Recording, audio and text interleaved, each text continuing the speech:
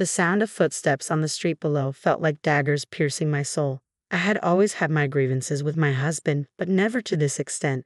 The way he could so easily destroy everything important to me. There was no coming back from that. Forgiving him was out of the question. I would make him regret ignoring me, my family, and his selfishness. My name is Jennifer, a 45-year-old housewife. I live in a small flat with my husband. Growing up, I was particularly close to my grandfather, a man I admired deeply. Even though my grandmother had passed, my grandfather remained strong and healthy for his age. We would meet occasionally, and his wisdom was something I cherished. A family must support each other no matter what. It's that support that makes us a family, he'd often say. Those words still echo in my heart. Family is about mutual care, not one-sided sacrifice. I wanted to live by his example, to build a life like his, but life had other plans. Before we got married, my husband seemed like a different man. He helped with chores and acted kind. But as soon as we started living together, he changed completely. I was left to do everything, cleaning, cooking, everything. Don't leave all the housework to me, I would plead with him time and again. His response was always the same. I'm tired from work. It's your job to handle the home. His dismissiveness turned our conversations into arguments. Why are you so selfish? I would ask, desperate for him to understand. But his answer was always the same. That's your role. You're useless as a wife if you can't even do that. The more he belittled me, the more I started to wonder if I was indeed the problem. But I couldn't shake my mother's words from my mind. Even as a stay-at-home wife, you're not supposed to do everything alone. A family works together. I tried to follow her advice, but nothing I said to my husband made any difference. Then the worst news arrived. My grandfather had collapsed and was rushed to the hospital. My mother called to tell me, and I knew I had to be with him. Can you handle things at home while I go visit Grandpa? I asked my husband. His response was as cold as ever. Why should you visit?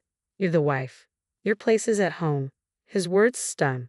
Grandpa's seriously ill. I need to go, I insisted, but he shrugged it off. Who's going to take care of the house if you leave? I begged him to let me go, but he refused. I felt trapped, helpless. My mother tried to reassure me by taking care of everything, but my heart ached as Grandpa's condition worsened. I thought about visiting in secret, but I didn't have the means to get there. My husband had the car for work. Night after night, I lay awake, fearing I would never see my grandfather again. A month later, he passed away. I never got to say goodbye. At the funeral, seeing his face so frail and thin, I wept harder than anyone else. The sorrow of losing him consumed me, but it was soon followed by another blow, my growing indifference to my husband. Every day, I felt like a shell of myself, empty and disconnected. One day, out of the blue, my husband approached me. There's a place I want to take you. I need you to come with me, he said. For a brief moment, I hoped he was trying to make amends, that maybe he was finally willing to be the kind of partner my grandfather always spoke of. I followed him, clinging to that flicker of hope. We arrived in a quiet residential area. Nothing special about the place, no signs of change or reconciliation. We stopped in front of the house, and he pointed at it. What's this? I asked, confused. This, he said, is our new home. I stared at him in shock. A new home? Where did you get the money for this? He looked at me, completely unfazed. From your grandfather's inheritance. I know about it, even though you tried to hide it. With that much money, of course we can buy a house. I was speechless. I wasn't even allowed to visit my grandfather when he was dying, but my husband was ready to claim his inheritance. The betrayal felt like a knife in my heart. I couldn't comprehend how immoral and heartless his thinking was. He seemed to lack any trace of humanity. When I refused to give him the inheritance, he snapped back, "Your money is my money. Stop saying ridiculous things. Just hand over the money for the house." His selfishness brought tears to my eyes, and I noticed people passing by giving him cold stares as he laughed loudly, oblivious to their judgment. If I had known his true nature, I would have never married him. Why hadn't I seen it sooner? I felt a surge of anger. How could he trample on my feelings so easily? By this point, my love for him had completely vanished. You seem to misunderstand, I said, trying to stay calm. But I can't inherit my grandfather's estate. My words caught him off guard, and for a moment his face reflected surprise. But he quickly recovered, smirking as if mocking me. Don't lie just because you don't want to give me the money. I know your grandfather left it all to you. Yes, he did, I admitted. It was written in his will, but I renounced the inheritance. Even if I had accepted it, I wouldn't use his estate for you. I couldn't bear to see my grandfather's legacy wasted on someone like you. His face reddened with fury. What? You can't just give it up. Go and get it back right now. We won't be able to make the loan payments. I'm sorry, but I can't do that. I won't hand over my grandfather's estate to someone who only cares about money. My words hit hard, and he lost his composure, shouting, Don't get smart with me. But his anger no longer had any power over me. His threats felt hollow, the desperate rantings of a man who had lost control. I thought back to my grandfather, and it only deepened my resolve. This man, who refused to let me visit my dying grandfather, had no right to the inheritance. Families are meant to support each other, but he showed no such care. He wasn't family anymore, and his fate was no longer my concern. What mattered most was honoring my grandfather's memory, and with that, I felt a sense of peace. What about the loan? My husband, realizing I wouldn't back down, looked panicked. I don't know, I replied coldly. Solve it yourself. Flustered, he fumbled for his phone. Hello, Mom, he said, his voice shaky. I soon saw my mother-in-law rushing toward us, her face full of confusion. What's going on? She asked, looking between the two of us. I calmly explained, your son bought a house without telling me and planned to use my grandfather's inheritance to pay for it. And despite my grandfather being on his deathbed, he refused to let me visit him. My mother-in-law's face turned red with anger as she processed what I said. She glanced at her son, who gave her a sheepish nod in confirmation. Why would you do that? She shouted, her voice full of fury. You didn't even let her see her grandfather, and now you want the inheritance. That's irresponsible. Before anyone could react, she slapped him hard across the face. My husband, clearly shocked by the sudden scolding, began to cry. I didn't mean it like that, he sobbed, his cries echoing down the quiet residential street. But his mother wasn't done. Apologize to Jennifer, she demanded, her voice sharp. You acted like a terrible person. Mom, please don't scold me so much. I thought I was doing the right thing, he whimpered through his tears. Learn the difference between right and wrong, she replied sternly. What you did was completely wrong. I'm sorry, he muttered, his voice barely audible as he offered his apology. But it was too late. Any remorse from him meant nothing now. I'm sorry, my husband apologized again, but by then, I felt like a spectator in my own life. Watching everything unfold, a sense of relief washed over me. I truly am sorry, he repeated, and even my mother-in-law chimed in. Jennifer, please forgive us. My husband begged. Jennifer, help me, but when his mother shot him a harsh glare, he let out a sad, defeated sigh. Seeing the grown man cry like that was pitiful, and as I watched this absurd scene, I finally said what mattered most. Let's get a divorce. His face, already pale, turned ghostly white. But I apologized. There are things we can't fix with just an apology. Our values don't align, I continued. I wish I had realized it sooner. Don't say that. I'm nothing without you. My husband clung to my feet, desperate. What about the house? The mortgage? I can't do anything without you. That's not my problem anymore, I said coldly. I'm done with you, so give up. He looked devastated, but I had no intention of comforting him. No matter how much he pleaded, my mind was made up. My mother-in-law, seeing me shake my head, said firmly, if you want a divorce, go ahead. I'll deal with my foolish son. Yes, please, I replied. I never want to see him again. With that, she took him by the arm and led him back to her house. Even as he walked away, he kept shouting, Help me, Jennifer. But my heart was frozen, unmoved by his cries. The divorce process was swift. My ex-husband resisted at first, but under pressure from his mother, he eventually agreed. Since the divorce was his fault, I was granted alimony for the emotional distress he caused me. He also had to take full responsibility for the mortgage, as the house was in his name. I knew he would struggle with both payments, but that wasn't my concern anymore. Time passed, and I ran into his mother one day. She told me that after the divorce and the crushing weight of the mortgage, my ex-husband stopped going to work. He missed so many days that his company eventually fired him. Now, he works part-time at a construction site, constantly scolded by his mother. She said he doesn't get along with his coworkers and complains daily about wanting to quit. But his mother won't allow it. As for me, I rebuilt my life. I found a new job that welcomed me despite my lack of recent experience. A kind mentor helped me learn the ropes, and I quickly adapted. Now, I'm even in charge of training new employees. My life now is far more fulfilling than during my marriage. I feel confident again, proud of who I've become. Soon, I plan to visit my grandfather's grave. I want to tell him everything that's happened, knowing he's watching over me with a smile from above. From now on, the four of us will live together, my son Ben says with a laugh as he walks in. Come on, let us in quickly and order something fancy for dinner, he jokes, making demands over the phone. It's a new chapter, and this time, I feel ready for whatever comes next. I was completely astounded by his selfishness. That's impossible. I'm still in the middle of sorting things out at the new house, I exclaimed, my frustration mounting. What new house? Ben's voice was filled with confusion.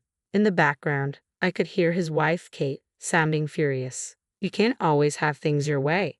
My name is Nancy, a 56-year-old homemaker. I've been married to Ken for 30 years. We met at work and got engaged about a year after we started dating. I will always make you happy, so please marry me, he said sincerely, and those words meant the world to me. Even now, 30 years into our marriage, Ken still makes me happy. I'm truly glad to have married him. About a year after our wedding, I became pregnant. It was unexpected but a joyful surprise for both of us. We had always hoped for a child.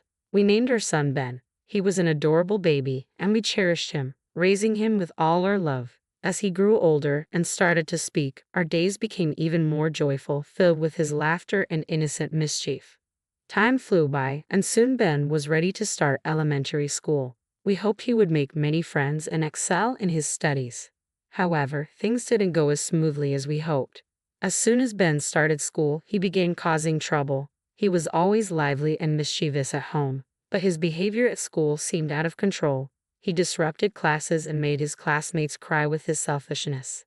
Every time the school called, I found myself apologizing, and Ken and I would scold Ben, trying to make him understand why his actions were wrong. Unfortunately, he didn't see it that way and felt our scolding was unfair. Nothing seemed to change his behavior.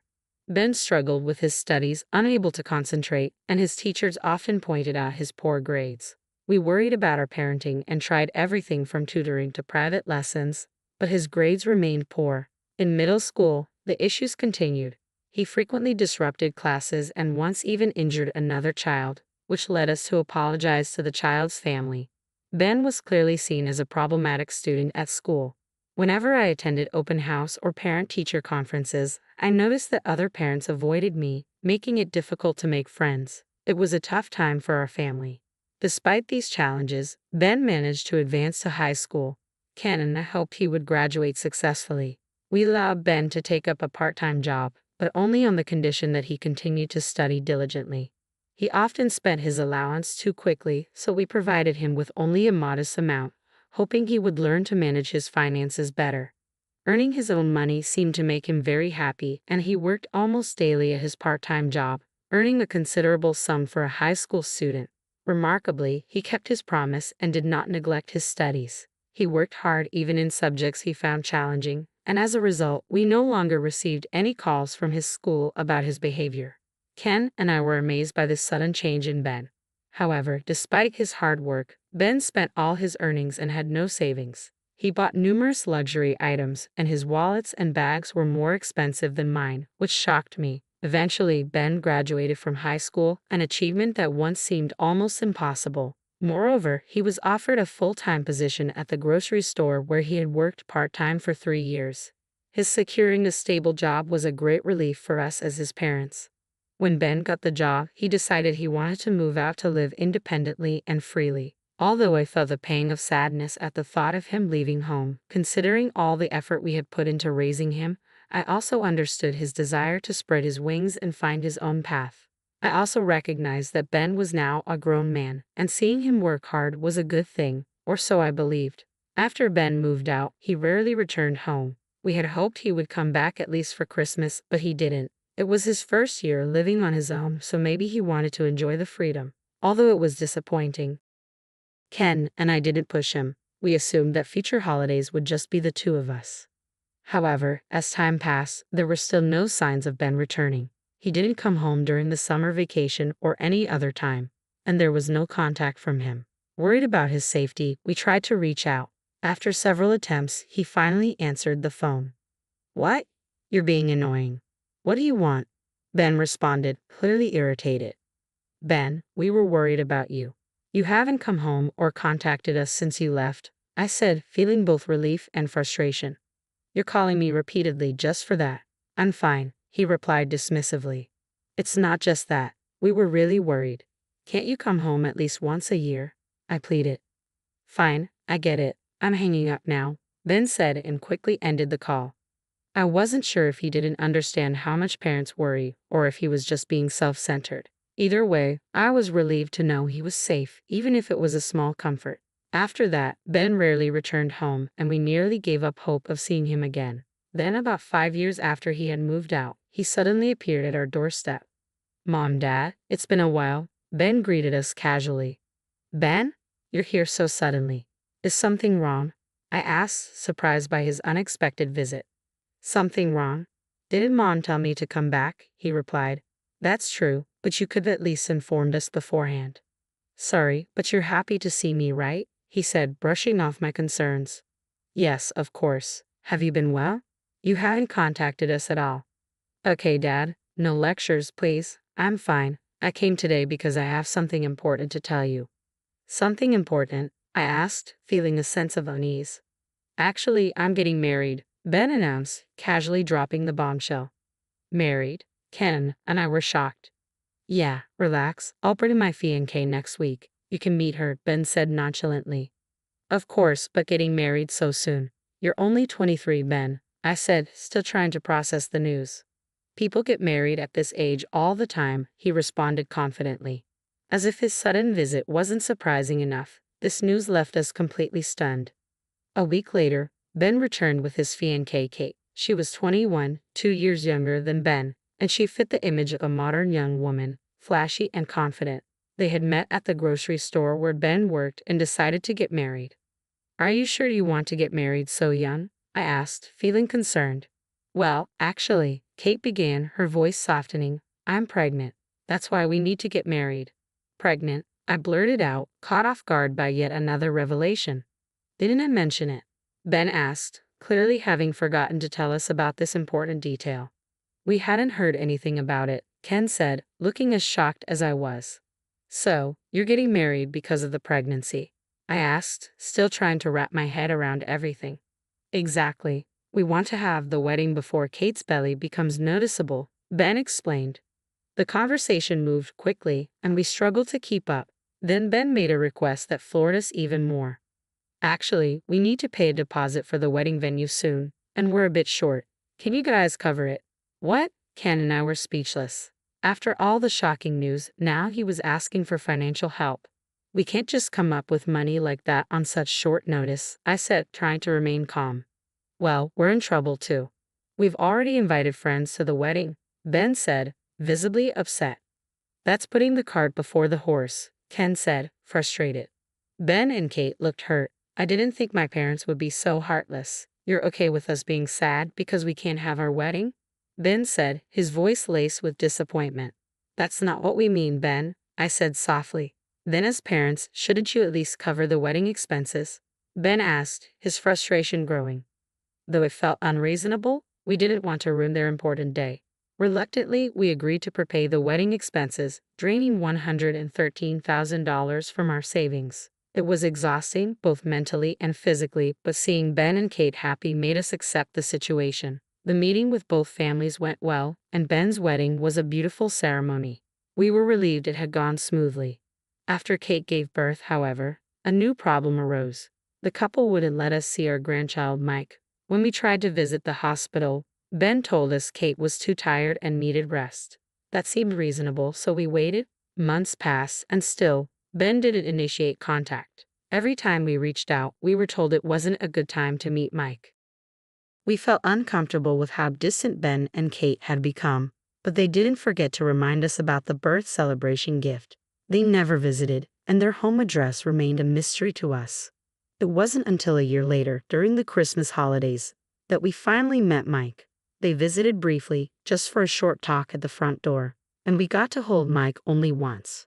During that brief interaction, They demanded $200 for a Christmas gift. Afterward, as expected, Ben and his family disappeared again. 4 years passed quickly. One day, Ben and Kate suddenly visited our house again. To our surprise, they had another child, now 3 years old, and their older son, Mike, was already 5. He had grown so much that we might not have recognized him on the street.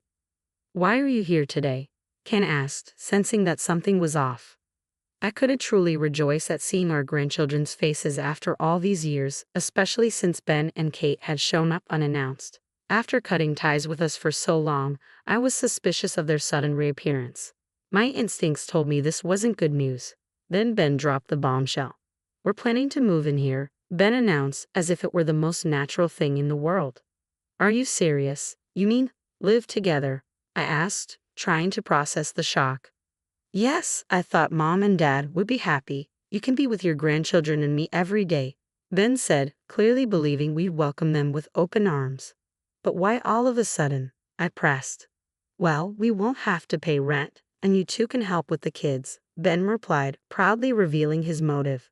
It hit me then. After not seeing our grandchildren for 4 years, they now wanted to move in for free childcare and rent.